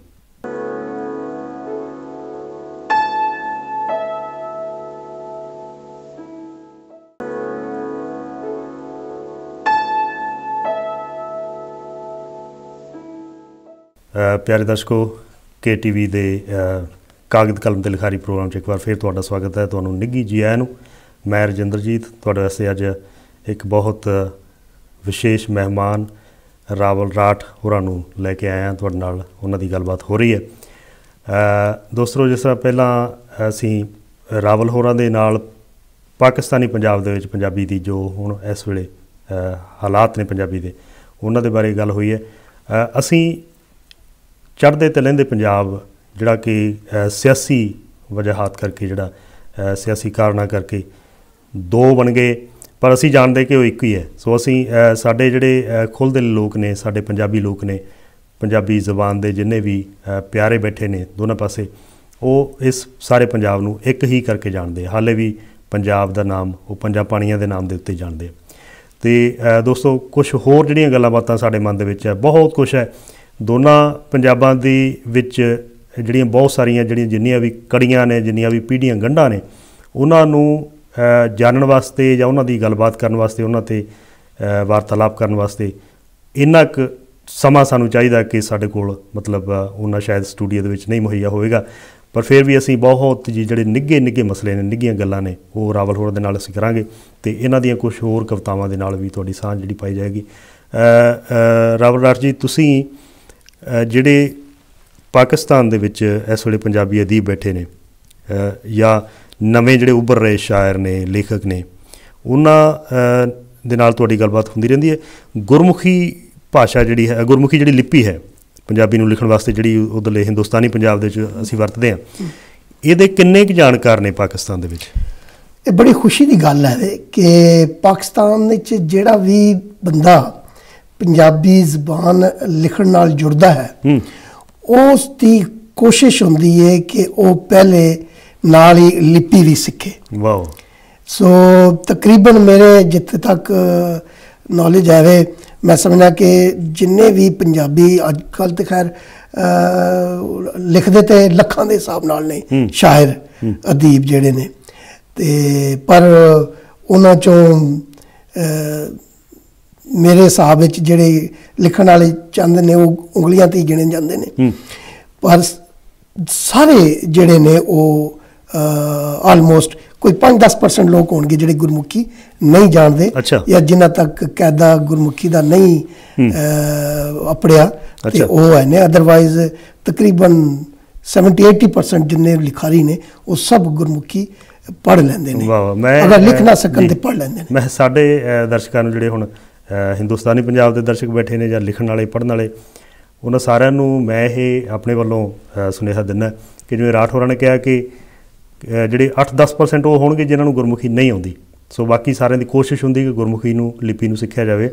ਔਰ ਦੂਜੇ ਪਾਸੇ ਸਾਡੇ ਵਾਲੇ ਪਾਸੇ ਚੜ੍ਹਦੇ ਪੰਜਾਬ ਦੇ ਵਿੱਚ ਉੱਧਰ ਮੇਰੇ ਖਿਆਲ 8-10% ਉਹ ਹੋਣਗੇ ਜਿਨ੍ਹਾਂ ਨੂੰ ਸ਼ਾਹਮੁਖੀ ਆਉਂਦੀ ਹੈ। ਅਤੇ ਅਸੀਂ ਇਸ ਗੱਲੋਂ ਦੋਸਤੋ ਪਿੱਛੇ ਹਾਂ, ਅਤੇ ਕਿਉਂ ਨਾ ਅਸੀਂ ਥੋੜ੍ਹਾ ਜਿਹਾ ਇਸ ਪਾਸੇ ਹਮਲਾ ਮਾਰੀਏ, ਕਿਉਂਕਿ ਜੇ ਅਸੀਂ ਸਿਰਫ ਇਸ ਲਿਪੀ ਕਰਕੇ ਅਸੀਂ ਉੱਧਰਲੇ ਪੰਜਾਬ ਦੇ ਵਿੱਚ ਜੋ ਲਿਖਿਆ ਜਾ ਰਿਹਾ, ਜੋ ਸਮਕਾਲੀ ਦੌਰ ਦੇ ਵਿੱਚ ਜੋ ਸਾਹਿਤ ਰਚਿਆ ਜਾ ਰਿਹਾ, ਸਿਰਫ ਲਿਪੀ ਦੀ ਇੱਕ ਮੈਂ ਕਹਿੰਦਾ ਕਿ ਫ਼ਰਕ ਹੈ, ਉਹ ਜਿਹੜੀ ਇੱਕ ਸਰਹੱਦ ਹੈ, ਅਸੀਂ ਜੇ ਉਹਨੂੰ ਉਲੰਘ ਨਹੀਂ ਸਕਦੇ ਅਤੇ ਮੇਰੇ ਖਿਆਲ ਦੇ ਵਿੱਚ ਇੱਕ ਬਾਹਲੀ ਵੱਡੀ ਕੋਈ ਅੱਛੀ ਗੱਲ ਨਹੀਂ ਹੈ। ਸੋ ਅਸੀਂ ਸ਼ਾਹਮੁਖੀ ਵੱਲ ਨੂੰ ਥੋੜ੍ਹਾ ਜਿਹਾ ਹੋਈਏ, ਸਿੱਖੀਏ, ਤਾਂ ਕਿ ਅਸੀਂ ਸਾਰੇ ਪੰਜਾਬ ਦੀ ਜਿਹੜੀ ਸ਼ਾਇਰੀ ਹੈ, ਸਾਰੇ ਪੰਜਾਬ ਦਾ ਜਿਹੜਾ ਅਦਬ ਹੈ, ਉਹਦੇ ਨਾਲ ਜੁੜ ਸਕੀਏ। ਅਤੇ ਰਾਵਲ ਸਾਹਿਬ, ਜਿਹੜਾ ਉੱਥੇ ਗੁਰਮੁਖੀ ਸਿੱਖਣ ਦਾ ਜਿਹੜਾ ਇੱਕ ਰੁਝਾਨ ਹੈ, ਉਹ ਇੱਕ ਆਪਣੇ ਪੱਧਰ ਦੇ ਉੱਤੇ ਆ ਜਾਂ ਕੋਈ ਇਸ ਤਰ੍ਹਾਂ ਦੀ ਕੋਈ ਕਿਸੇ ਤਰ੍ਹਾਂ ਦੀ ਕੋਚਿੰਗ ਜਾਂ ਕੋਈ ਟੀਚਿੰਗ ਕਿਸੇ ਉੱਥੇ ਮਿਲਦੀ ਹੈ? ਨਹੀਂ, ਕੋਚਿੰਗ ਟੀਚਿੰਗ ਤਾਂ ਕੋਈ ਨਹੀਂ ਜੀ। ਇੱਕ ਪਹਿਲਾਂ ਸਭ ਤੋਂ ਜਿਹੜਾ ਕਾਇਦਾ ਛਾਪਿਆ ਸੀ, ਇਹ ਛਾਪਿਆ ਸੀ ਮਲਕ ਬੁੱਕ ਡਿਪੂ ਲਾਹੌਰ ਦੇ ਵਿੱਚ ਆਵੇ। ਅੱਛਾ। ਉਹਨਾਂ ਨੇ ਇਹ ਕਾਇਦਾ ਮੇਰੇ ਖਿਆਲ ਨਾਲ ਕੋਈ 75-76 ਦੇ ਵਿੱਚ ਛਾਪਿਆ, ਜਿਨ੍ਹਾਂ ਕਿ ਕੰਟੀਨਿਊ ਛਪਦਾ ਰਿਹਾ ਜਦ ਮੈਂ ਖਰੀਦਿਆ ਆ 83 ਦੇ ਵਿੱਚ, 84 ਦੇ ਵਿੱਚ। ਅੱਛਾ। ਅਤੇ ਉਸ ਵਕਤ ਤੱਕ ਉਹ ਐਸੀ ਮੈਂ ਕਹਿੰਦਾ ਸ਼ਾਇਦ ਹਾਲੇ ਵੀ ਹੋਣਾ, ਪਰ ਹੁਣ ਬਹੁਤ ਸਾਰੇ ਕਾਇਦੇ ਆ ਗਏ ਨੇ ਕਿ ਜਿਹੜੇ ਗੁਰਮੁਖੀ ਤੋਂ ਸ਼ਾਹਮੁਖੀ ਸਿੱਖਣ ਵਾਸਤੇ। ਅੱਛਾ। ਜਦੋਂ ਮੈਨੂੰ ਉਹੀ ਸ਼ੌਕ ਹੋਇਆ ਇਹਦਾ ਕਰਨ ਦਾ, ਅਤੇ ਮੈਂ ਇੱਥੇ ਇੰਗਲੈਂਡ ਤੋਂ ਇੱਕ ਪਰਚੇ ਛਪਦੇ ਸਨ ਪੰਜਾਬੀ ਦੇ, ਇੱਕ ਪੰਜਾਬੀ ਦਰਪਣ ਸੀ ਮੇਰੇ ਖਿਆਲ ਜਾਂਦਾ ਹੈ, ਅਤੇ ਇੱਕ ਪੰਜਾਬ ਟਾਈਮਸ ਅਤੇ ਦੇਸ ਪ੍ਰਦੇਸ। ਇਹ ਉਸ ਜ਼ਮਾਨੇ 'ਚ ਮੈਂ ਉੱਥੇ ਇਹਨਾਂ ਨੂੰ ਚਿੱਠੀਆਂ ਪਾਈਆਂ, ਅਤੇ ਇਹਨਾਂ ਨੇ ਮੈਨੂੰ ਪੰਜਾਬੀ ਦਰਪਣ ਵਾਲੇ ਤਾਂ ਰੈਗੂਲਰ ਭੇਜਣਾ ਸ਼ੁਰੂ ਕਰਤਾ, ਪਰ ਦੇਸ ਪ੍ਰਦੇਸ ਨੇ 2-4 ਪਰਚੇ ਭੇਜੇ, ਪੰਜਾਬ ਟਾਈਮ ਨੇ ਵੀ 1-2 ਭੇਜੇ ਪਰਚੇ। ਇਸ ਤਰੀਕੇ ਨਾਲ ਇੰਡੀਆ ਤੋਂ ਮੈਂ ਅੰਮ੍ਰਿਤਾ ਜੀ ਉਹਨਾਂ ਨੂੰ ਚਿੱਠੀ ਪਾਈ, ਆਪਣੀ ਚੀਜ਼ ਵੀ ਭੇਜੀ, ਉਹਨਾਂ ਨੇ ਵੀ ਨਾਗਮਨੀ ਭੇਜਣਾ ਸ਼ੁਰੂ ਕੀਤਾ। ਫਿਰ ਇੱਕ ਲੋ ਪਰਚਾ ਸੀ, ਉਹ ਵੀ ਆਇਆ। ਪ੍ਰੀਤ ਲੜੀ ਜਿਹੜਾ ਉਹ ਕਾਫੀ ਚਿਰ ਆਉਂਦਾ ਰਿਹਾ। ਇੱਕ ਅਣੂ ਪਰਚਾ ਨਿਕਲਦਾ ਸੀ, ਬੜਾ ਛੋਟਾ ਜਿਹਾ ਜੰਤਰੀ ਸਾਈਜ਼ ਦਾ। ਉਹ ਤਾਂ ਮੈਂ ਕਹਿੰਦਾ ਹੁਣ ਪਿੱਛੇ ਤੱਕ ਵੀ, ਮੈਂ ਪਾਕਿਸਤਾਨ ਛੱਡ ਆਇਆ ਪਰ ਫਿਰ ਵੀ ਪਿੱਛੇ ਆਉਂਦਾ ਰਿਹਾ। ਔਰ ਹੁਣ ਸ਼ਾਇਦ ਮੈਂ ਕਹਿੰਦਾ ਪਤਾ ਨਹੀਂ ਬੰਦ ਹੋ ਗਿਆ ਜਾਂ ਸੋ ਇਹ ਮਤਲਬ ਜਿਨ੍ਹਾਂ ਲੋਕਾਂ ਨੂੰ ਸ਼ੌਕ ਹੁੰਦਾ ਉਹ ਲਿਖਦੇ ਨੇ ਤੇ ਫਿਰ ਉਹ ਰਾਬਤੇ ਵੀ ਕਰਦੇ ਨੇ। ਇਹ ਜਿਹੜੇ ਪਰਚੇ ਦੁਨੀਆ ਭਰ 'ਚ ਨਿਕਲਦੇ ਨੇ, ਉੱਧਰ ਕੈਨੇਡਾ ਦਰਪਣ ਨਿਕਲਦਾ ਹੁੰਦਾ ਸੀ ਕੈਨੇਡਾ ਦੇ ਵਿੱਚ ਜ਼ਮਾਨੇ 'ਚ, ਉਹਦੇ 'ਚ ਵੀ। ਸੋ ਫਿਰ ਉਹਨਾਂ ਪਰਚਿਆਂ ਨਾਲ ਰਾਬਤਾ ਕਰਦੇ ਨੇ ਔਰ ਉਹ ਰਿਸਪੌਂਸ ਤਾਂ ਉਹਦੇ ਤੋਂ ਫਿਰ ਸ਼ੌਕ ਹੁੰਦਾ। ਅੱਜ ਕੱਲ੍ਹ ਤਾਂ ਔਨਲਾਈਨ ਹੋ ਗਿਆ, ਹੁਣ ਤਾਂ ਮੈਂ ਕਹਿੰਦਾ ਪੰਜਾਬੀ ਦੀਆਂ ਸਾਰੀਆਂ ਅਖਬਾਰਾਂ ਜਿਹੜੀਆਂ ਨੇ ਉਹ ਔਨਲਾਈਨ ਵੀ ਮਿਲ ਆਏ ਨੇ। ਸੋ ਉੱਥੋਂ ਪੜ੍ਹ ਕੇ ਉਹਨਾਂ ਨੂੰ ਥੋੜ੍ਹੀ ਜਿਹੀ ਜਿਹੜੀਆਂ ਰਵਾਨੀ ਹੁੰਦੀ ਹੈ ਬੰਦੀ ਨਹੀਂ ਆਉਂਦੀ। ਸੋ ਜਿਹੜੀ ਲਿਪੀ ਨੂੰ ਸਿੱਖਣਾ ਮੈਨੂੰ ਲੱਗਦਾ ਇਹ ਸਾਡੇ ਵਾਸਤੇ ਤਾਂ ਇੰਨਾ ਹੋਰ ਸੁਖਾਲਾ ਹੈ, ਕਿਉਂਕਿ ਉਹ ਜਿਹੜੀ ਜ਼ਬਾਨ ਅਸੀਂ ਬੋਲਦੇ ਹਾਂ ਉਹ ਤਾਂ ਇੱਕ ਹੀ ਹੈ, ਸਿਰਫ ਉਹ ਲਿਪੀ ਦਾ ਫਰਕ ਹੈ। ਉਹ ਅੱਖਰ ਜਿਹੜੇ ਨੇ ਉਹਨਾਂ ਦੀ ਪਹਿਚਾਣ ਸਾਨੂੰ ਜ਼ਰੂਰੀ ਹੈ। ਅਤੇ ਮੈਨੂੰ ਵੀ ਯਾਦ ਹੈ ਕਿ ਜਦੋਂ ਮੈਨੂੰ ਲੱਗਦਾ 16 ਜਾਂ 17 ਸਾਲ ਦਾ ਸੀ, ਉਦੋਂ ਮੈਨੂੰ ਬੜਾ ਝੱਲ ਸੀ ਕਿ ਮੈਂ ਉਰਦੂ ਜਿਹੜੀ ਲਿਪੀ ਹੈ ਨਾ ਸ਼ਾਹਮੁਖੀ ਦੀ ਉਹ ਸਿੱਖਣੀ ਹੈ। ਅਤੇ ਉਹ ਜਿਸ ਤਰ੍ਹਾਂ ਤੁਸੀਂ ਕਿਹਾ ਨਾ ਕਿ ਉਹ ਜਿਹੜਾ ਤੁਸੀਂ ਉਹ ਇੱਕ ਛੋਟਾ ਜਿਹਾ ਕਾਇਦਾ ਤੁਹਾਨੂੰ ਮਿਲਿਆ, ਇਸੇ ਤਰੀਕੇ ਨਾਲ ਮੈਂ ਵੀ ਇੱਕ ਕਾਇਦਾ ਲੱਭ ਲਿਆ ਜਿਹੜਾ ਉੱਥੇ ਫਗਵਾੜੇ ਦੀ ਕੋਈ ਪ੍ਰਦੀਪ ਪਬਲੀਕੇਸ਼ਨ ਸੀ, ਉਹਨਾਂ ਦਾ 2 ਰੁਪਏ ਦਾ ਕਾਇਦਾ ਸੀ। ਉਹ 2 ਰੁਪਏ ਦਾ ਕਾਇਦਾ ਮੈਂ ਲਿਆ ਕੇ ਅਤੇ ਮੈਨੂੰ ਲੱਗਦਾ ਮੈਂ ਕੋਈ ਤਕਰੀਬਨ 1 ਮਹੀਨੇ ਦੇ ਵਿੱਚ ਉਹ ਸਾਰਾ ਪੜ੍ਹਨਾ ਲਿਖਣਾ, ਅੱਖਰ ਉਠਾਉਣੇ ਔਰ ਖੁਦ ਲਿਖਣਾ, ਮਤਲਬ ਉਹ ਸਾਰਾ ਬਸ ਉਹ ਇੱਕ ਲਗਨ ਦੀ ਗੱਲ ਹੈ। ਸੋ ਮੈਨੂੰ ਲੱਗਦਾ ਨਹੀਂ ਕਿ ਇਹ ਅਸੀਂ ਇੱਕ ਲਿਪੀ ਕਰਕੇ ਮਤਲਬ ਇੰਨਾ ਵੱਡਾ ਖਜ਼ਾਨਾ ਜਿਹੜਾ ਹੈ ਸਾਡੇ ਜਿਹੜਾ ਬੰਦੇ ਨੂੰ ਜੇ ਸ਼ੌਕ ਹੋਵੇ, ਹੁਬ ਹੋਵੇ, ਪਿਆਰ ਹੋਵੇ ਤੇ ਉਹ ਫਿਰ ਆਪ ਉਹ ਜਿਹੜਾ ਪਿਆਸਾ ਹੈ ਉਹ ਪਾਣੀ ਕੋਲ ਟੁਰ ਕੇ ਜਾਂਦਾ, ਆਪਣੇ ਆਪ ਉਦਮ ਵੀ ਆਪਣੇ ਆਪ ਆਉਂਦਾ। ਜੀ ਜੀ ਜੀ। ਅਤੇ ਉਸ ਤੋਂ ਬਾਅਦ ਰਾਠ ਸਾਹਿਬ ਕਿਤਾਬ ਤੁਸੀਂ ਪੋਇਟਰੀ ਦੀ ਜਦੋਂ ਸਭ ਤੋਂ ਪਹਿਲੀ, ਉਸ ਤੋਂ ਬਾਅਦ ਤੁਸੀਂ ਦੁਬਾਰਾ ਦੂਸਰੀ ਕਿਤਾਬ ਕਿਹੜੀ ਸੀ ਤੁਹਾਡੀ? ਅਸਲ 'ਚ ਮੇਰੀ ਪੰਜਾਬੀ ਦੀਆਂ ਤੇ ਉਸ ਹਿਸਾਬ ਨਾਲ 2 ਕਿਤਾਬਾਂ ਮੈਂ ਕੰਪਾਈਲ ਕੀਤੀਆਂ ਨੇ। ਇੱਕ ਜਿਹੜੀ ਪਹਿਲੀ ਕਿਤਾਬ ਉਹ ਇਹ ਚਾਨਣ, ਜਿਹੜੀ 1985 ਦੇ ਵਿੱਚ ਜਿਹੜਾ ਉਹ ਪ੍ਰਿੰਟ ਹੋਈ ਸੀ ਜੀ, 87 ਦੇ ਵਿੱਚ ਸੌਰੀ। ਅਤੇ ਦੂਜੀ ਫਿਰ ਇਸੀ ਦੇ ਹਿਸਾਬ ਨਾਲ ਉਹ ਵੀ ਕੰਪਾਈਲ ਕੀਤੀ ਹੈ ਜਿਹੜੀ 2088 ਦੇ ਵਿੱਚ ਛਪੀ। ਅਤੇ ਤੀਸਰੀ ਜਿਹੜੀ ਕਿਤਾਬ ਹੈ ਮੇਰੀ, ਜਿਹੜੀ ਮੈਂ ਪੋਲੀਟੀਕਲ ਕਾਲਮ ਲਿਖਦਾ ਰਿਹਾ, ਇਹ ਪੰਜਾਬੀ ਕਾਲਮਾਂ ਦੀ ਪਾਕਿਸਤਾਨ ਦੇ ਵਿੱਚ ਪਹਿਲੀ ਕਿਤਾਬ ਹੈ। ਮੈਂ ਵਾਹਵੇਲੀਆਂ ਦੇ ਨਾਂ ਤੋਂ ਇੱਕ ਵੀਕਲੀ ਪੰਜਾਬੀ ਦਾ ਕਰਾਚੀ ਤੋਂ ਪਰਚਾ ਛਪਦਾ ਸੀ, ਉਹਦੇ ਜਿਹੜੇ ਕਾਲਮ ਲਿਖੇ ਉਹ ਫਿਰ ਉਹਨਾਂ ਨੇ ਇਹਨੂੰ ਕਿਤਾਬ ਦੀ ਸੂਰਤ ਵਿੱਚ ਛਾਪਿਆ ਜੀ। ਅਤੇ ਇਹ ਮੇਰੀ ਤੀਸਰੀ ਕਿਤਾਬ ਹੈ। ਇਹਦੇ ਬਾਅਦ ਫਿਰ ਮੈਂ ਇੱਕ ਸਿੰਧੀ ਦੇ ਸ਼ਾਇਰ ਨੇ ਸ਼ਾਹ ਭਟਾਈ, ਉਹਨਾਂ ਦਾ ਕਲਾਸਿਕ ਇੱਕ, ਜਿਵੇਂ ਸਾਡੇ ਹੈ ਨੇ ਬੁੱਲੇ ਸ਼ਾਹ ਸਾਹਿਬ ਜਾਂ ਆਪਣੇ ਬਜ਼ੁਰਗ ਜਿੰਨੇ ਨੇ, ਉਸੇ ਤਰ੍ਹਾਂ ਇੱਕ ਇੰਡੀਆ ਦੇ ਹੈ ਨੇ ਕਰਤਾਰ ਸਿੰਘ ਅਰਸ਼ ਜੀ, ਇਹ ਉਹਨਾਂ ਨੇ ਟਰਾਂਸਲੇਟ ਕੀਤਾ ਸਿੰਧੀ ਤੋਂ ਪੰਜਾਬੀ, ਜਿਹਨੂੰ ਮੈਂ ਉਹਨੂੰ ਸ਼ਾਹਮੁਖੀ ਲਿਪੀ 'ਚ ਕਰਕੇ ਅਤੇ ਸਿੰਧ ਗੌਰਮੈਂਟ ਨੇ ਛਾਪਿਆ ਸੀ। ਜੀ ਜੀ ਜੀ। ਇਹ ਤੁਹਾਨੂੰ ਮੈਂ ਦੇ ਜਾਂਗਾ, ਤੁਸੀਂ ਆਪਣੇ ਕੋਲ ਰੱਖ ਸਕਦੇ ਆ, ਪੜ੍ਹ ਵੀ ਸਕਦੇ ਆ ਜੀ ਜੀ ਜੀ। ਅਤੇ ਬਾਕੀ ਜਿਹੜੀਆਂ 3 ਕਿਤਾਬਾਂ ਨੇ ਉਹਨਾਂ ਦਾ ਹਾਲੀ ਹੈ ਪ੍ਰੂਫ ਰੀਡਿੰਗ ਚੱਲ ਰਹੀ ਹੈ, ਮੈਂ ਕਰ ਰਿਹਾ।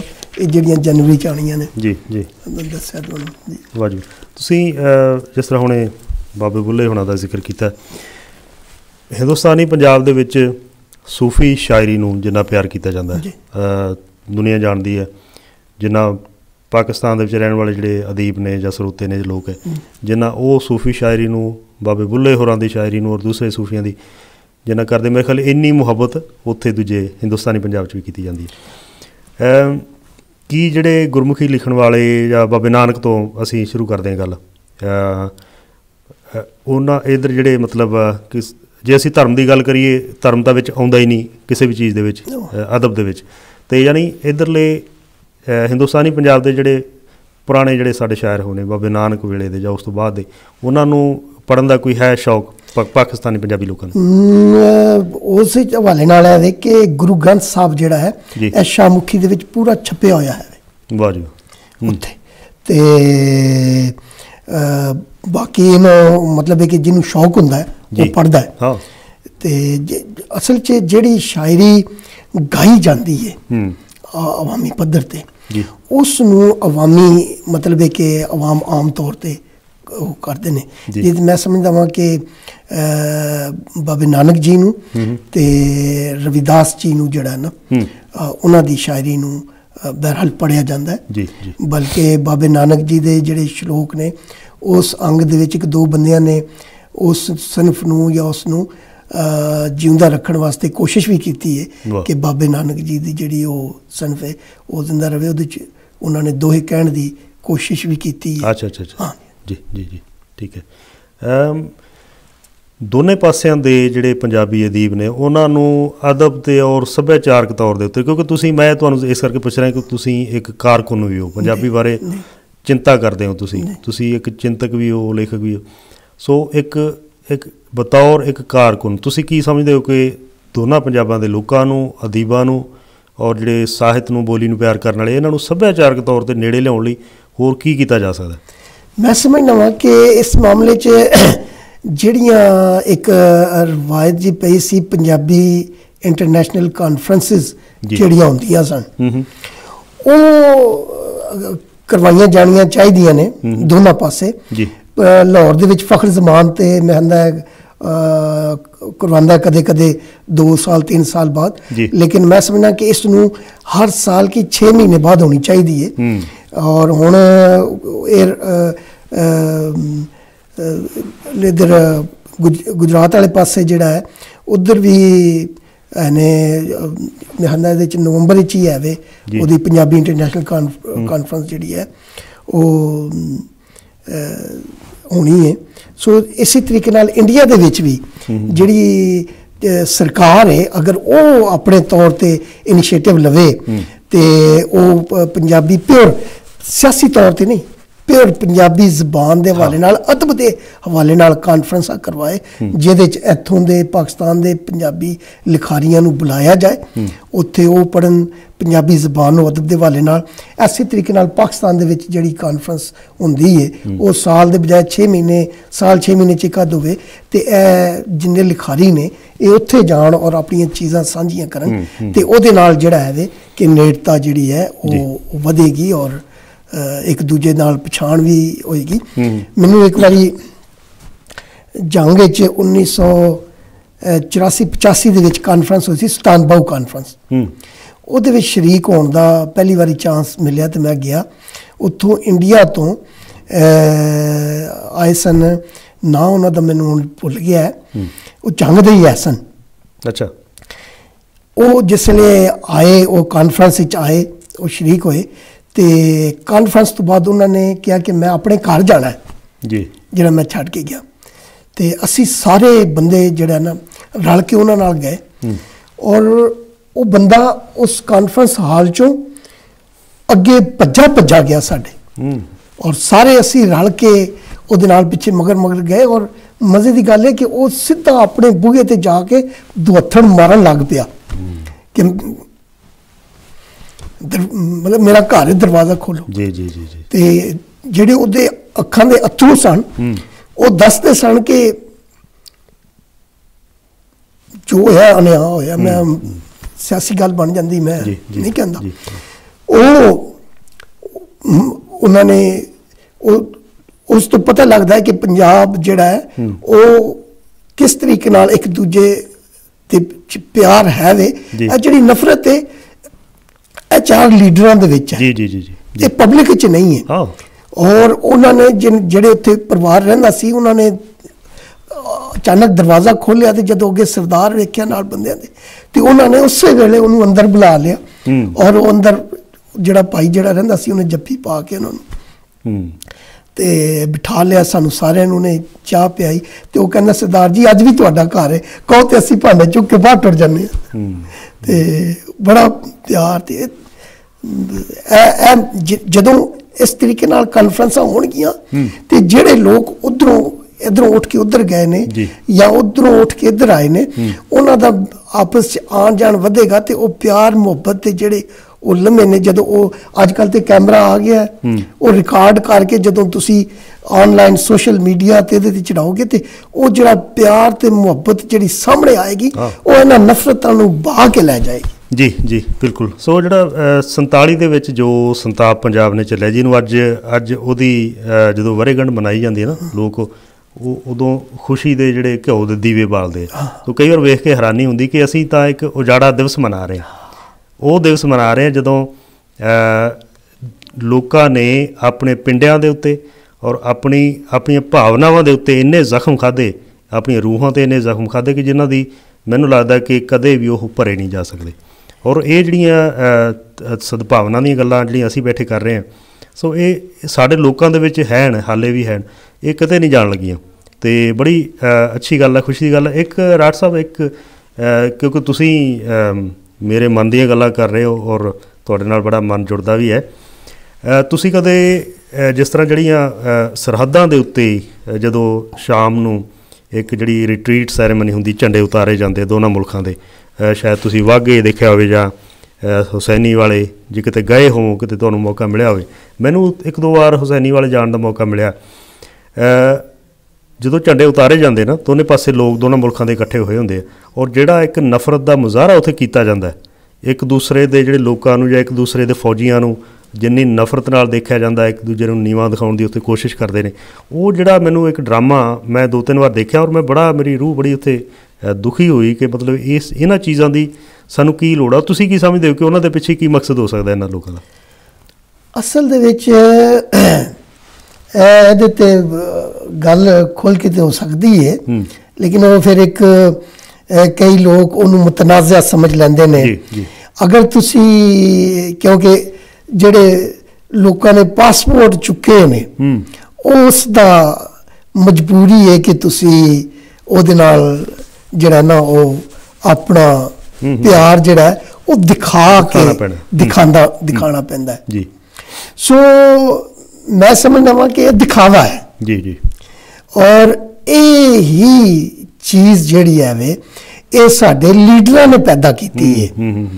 ਔਰ ਇਸ ਚੀਜ਼ ਨੂੰ ਵਤਨ ਦੇ ਨਾਲ, ਮੁਲਕ ਦੇ ਨਾਲ, ਮੁਹੱਬਤ ਨਾਲ ਜੋੜ ਦਿੱਤਾ ਗਿਆ ਜੀ।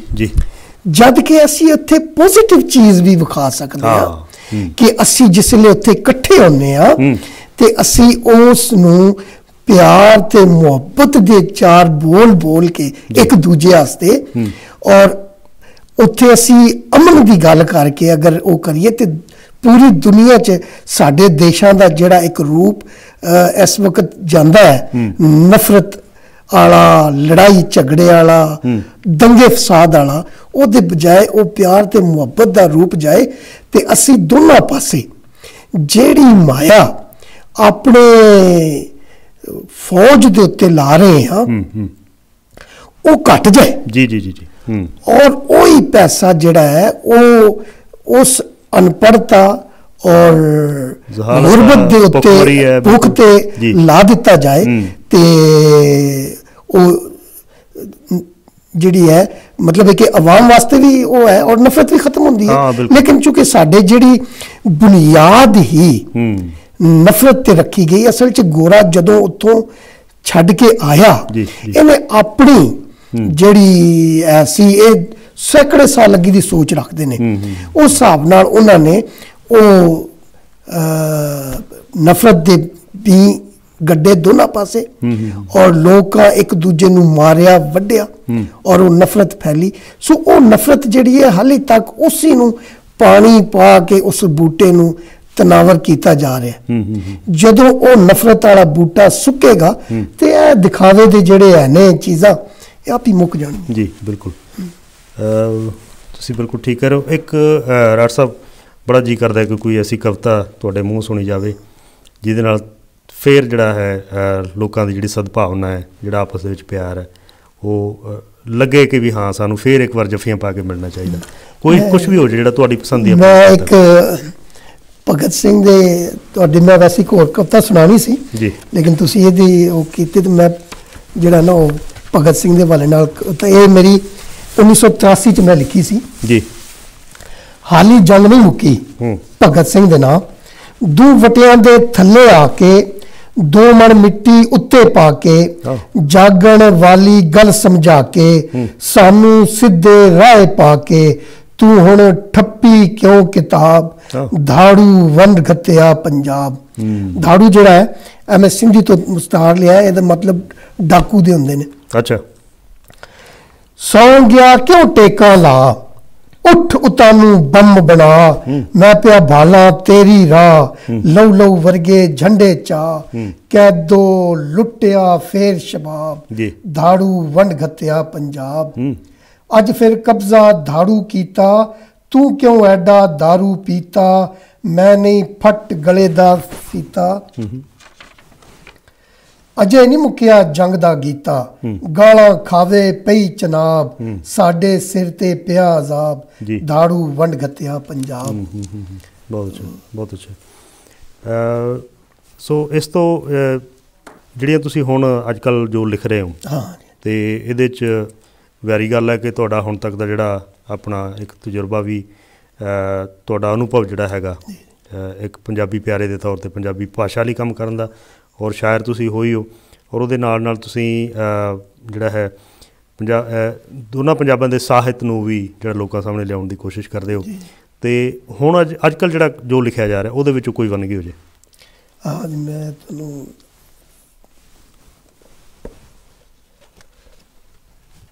ਮੇਰੀ ਆਉਣ ਵਾਲੀ ਕਿਤਾਬ ਵਿੱਚ ਆਏਗੀ ਹੈ, ਕੋਈ ਮੈਂ ਕਹਿੰਦਾ 2-3 ਮਹੀਨੇ ਪਹਿਲਾਂ ਹੀ ਮੈਂ ਲਿਖੀ ਹੈ ਜੀ।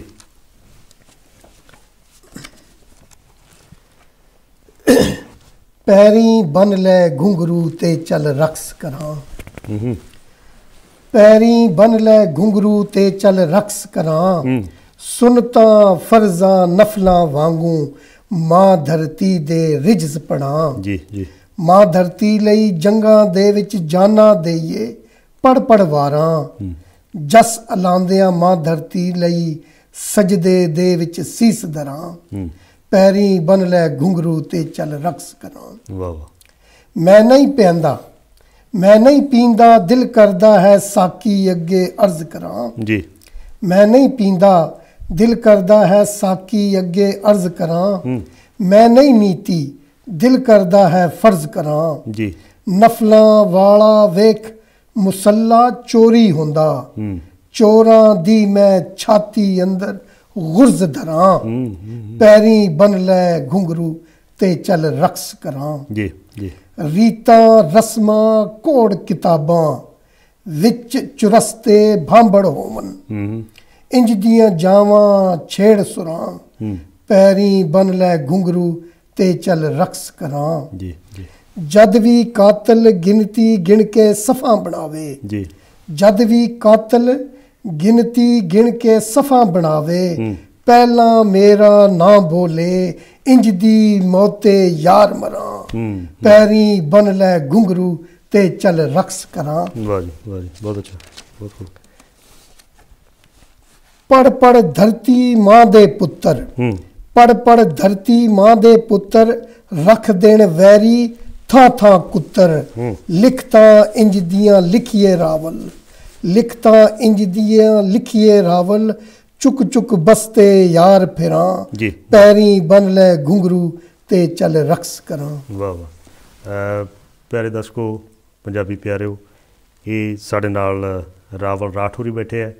ਸੋ ਇਹਨਾਂ ਨਾਲ ਗੱਲਾਂ ਕਰਕੇ ਬਹੁਤ ਸਾਰੇ ਜਿਹੜੇ ਜ਼ਖਮ ਆ ਸਾਡੀਆਂ ਰੂਹਾਂ ਦੇ, ਸਾਡੇ ਪਿੰਡਿਆਂ ਦੇ ਜ਼ਖਮ ਜਿਵੇਂ ਕਹਿੰਦੇ ਕਿ ਭਰ ਜਾਂਦੇ ਆ, ਰੂਹਾਂ ਦੇ ਜ਼ਖਮ ਜਿਹੜੇ ਪੀੜ੍ਹੀ ਦਰ ਪੀੜ੍ਹੀ ਚੱਲਦੇ ਆ। ਅਸੀਂ ਦੁਆ ਕਰਦੇ ਹਾਂ, ਅਰਦਾਸ ਕਰਦੇ ਹਾਂ ਕਿ ਦੋਨੇ ਪਾਸਿਆਂ ਦੇ ਜਿਹੜੇ ਲੋਕ ਹੈ, ਦੋਨੇ ਪਾਸਿਆਂ ਦੇ ਜਿਹੜੇ ਅਦੀਬ ਨੇ, ਉਹ ਆਪੋ ਆਪਣੀ ਸਾਂਝ ਨੂੰ ਬਰਕਰਾਰ ਰੱਖਣ, ਔਰ ਜਿਹੜਾ ਸਾਡੇ ਵਿੱਚ ਕੁਦਰਤ ਵੱਲੋਂ ਜਿਹੜਾ ਪਿਆਰ ਹੈ, ਸਾਡਾ ਜਿਹੜਾ ਅੰਦਰੂਨ ਹੈ, ਸਾਡਾ ਅੰਦਰ ਹੈ, ਉਹ ਇੱਕ ਦੂਸਰੇ ਨਾਲ ਇਸੇ ਤਰ੍ਹਾਂ ਜੁੜਿਆ ਰਹੇ। ਅਤੇ ਰਾਠੌਰਾਂ ਦਾ ਅਸੀਂ ਇੱਕ ਵਾਰ ਬਹੁਤ ਪੁਰਜ਼ੋਰ ਮੈਂ ਇਹਨਾਂ ਦਾ ਸ਼ੁਕਰਾਨਾ ਕਰਦਾ ਕਿ ਇਹਨਾਂ ਨੇ ਸਮਾਂ ਵੀ ਕੱਢਿਆ, ਇੱਥੇ ਆਏ ਨੇ, KTV ਦੇ ਦਫ਼ਤਰ ਦੇ ਵਿੱਚ ਆਏ, ਔਰ ਇਹਦੇ ਨਾਲ ਨਾਲ ਜੋ ਪੰਜਾਬੀ ਜ਼ਬਾਨ ਵਾਸਤੇ ਉਹ ਕਰ ਰਹੇ ਹੈ, ਉਹ ਇੱਕ ਸਰਾਹੁਣਯੋਗ ਚੀਜ਼ ਹੈ। ਔਰ ਦੋਸਤੋ, ਇਸੇ ਤਰੀਕੇ ਦੇ ਨਾਲ ਸਾਡੀ ਕੋਸ਼ਿਸ਼ ਰਹੇਗੀ KTV ਵੱਲੋਂ ਕਿ ਅਸੀਂ ਹਿੰਦੁਸਤਾਨੀ ਪੰਜਾਬ ਦੇ ਵਿੱਚ ਜਿਹੜੇ ਸਾਡੇ ਸਥਾਪਿਤ ਸਾਹਿਤਕਾਰ ਨੇ, ਉਹਨਾਂ ਨੂੰ ਤੁਹਾਡੇ ਨਾਲ ਰੂਬਰੂ ਕਰਵਾਇਆ ਜਾਵੇ। ਉਹਦੇ ਨਾਲ ਨਾਲ ਇਹ ਵੀ ਕਿ ਪਾਕਿਸਤਾਨੀ ਪੰਜਾਬ ਤੋਂ ਵੀ ਜਿਹੜੇ ਸਾਡੇ ਇਸ ਤਰ੍ਹਾਂ ਦੇ ਲਿਖਾਰੀ ਹੈ, ਪੰਜਾਬੀ ਐਕਟੀਵਿਸਟ ਨੇ, ਉਹਨਾਂ ਨੂੰ ਵੀ ਸਮੇਂ ਦਰ ਸਮੇਂ ਤੁਹਾਡੇ ਨਾਲ ਅਸੀਂ ਉਹਨਾਂ ਦੀ ਸਾਂਝ ਪਾਵਾਂਗੇ। ਅਤੇ ਪਿਆਰੇ ਦੋਸਤੋ, ਕਾਗਜ਼ ਕਲਮ 'ਤੇ ਲਿਖਾਰੀ ਦੀ ਅੱਜ ਦੀ ਇਸ ਕੜੀ ਦਾ ਅਸੀਂ ਇੱਥੇ ਹੀ ਇਹਨੂੰ ਸਮਾਪਤ ਕਰਦੇ ਹਾਂ, ਅਤੇ ਇਸੇ ਤਰ੍ਹਾਂ ਜਾਰੀ ਰਹੇਗਾ ਸਾਡਾ ਸਫ਼ਰ। ਅਤੇ ਤੁਹਾਨੂੰ ਇੱਕ ਵਾਰ ਫੇਰ ਬੇਨਤੀ ਕਿ ਤੁਸੀਂ ਜ਼ਰੂਰ ਸਾਡੇ ਨਾਲ ਜੁੜੋ। ਤੁਹਾਡੀ ਫੀਡਬੈਕ ਦੀ, ਤੁਹਾਡੀ ਰਾਏ ਦੀ ਸਾਨੂੰ ਬਹੁਤ ਬਹੁਤ ਜ਼ਰੂਰਤ ਹੈ। ਸੋ ਸਕਰੀਨ ਦੇ ਉੱਤੇ ਜਿਹੜੇ ਦਿਖਾਏ ਨੇ ਸੰਪਰਕ ਸੂਤਰ, ਉਹਨਾਂ ਦੇ ਨਾਲ ਸਾਡੇ ਨਾਲ ਜ਼ਰੂਰ ਤੁਸੀਂ ਰਾਬਤਾ ਕਾਇਮ ਕਰੋ, ਅਤੇ ਸਾਡੇ ਨਾਲ ਇਸੇ ਤਰ੍ਹਾਂ ਜੁੜੇ ਰਹਿਣਾ। ਸਾਡੇ ਇਸ ਸਫ਼ਰ ਦੇ ਵਿੱਚ ਤੁਹਾਡਾ ਸਾਥ ਜ਼ਰੂਰੀ ਹੈ। ਅਤੇ ਦੋਸਤੋ, ਰਾਵਲ ਰਾਠ ਜੀ, ਤੁਹਾਡਾ ਇੱਥੇ ਆਉਣ 'ਤੇ ਬੜਾ ਬਹੁਤ ਬਹੁਤ ਧੰਨਵਾਦ, ਸ਼ੁਕਰੀਆ। ਮੈਂ ਜਨਾਬ ਤੁਹਾਡਾ ਵੀ ਬਹੁਤ ਬਹੁਤ ਧੰਨਵਾਦ ਕਰਦਾ ਹਾਂ। ਤੇ ਕੇ ਟੀਵੀ ਦਾ ਵੀ ਬਹੁਤ ਬਹੁਤ ਧੰਨਵਾਦ ਕਰਦਾ ਕਿ ਜਿੰਨਾ ਮੌਕਾ ਦਿੱਤਾ ਕਿ ਮੈਂ ਆਪਣੀ ਗੱਲਾਂ ਜਿਹੜੀਆਂ ਨੇ ਉਹ ਆਪਣੇ ਸਰੋਤਿਆਂ ਨਾਲ ਸਾਂਝੀਆਂ ਕਰ ਸਕਾਂ।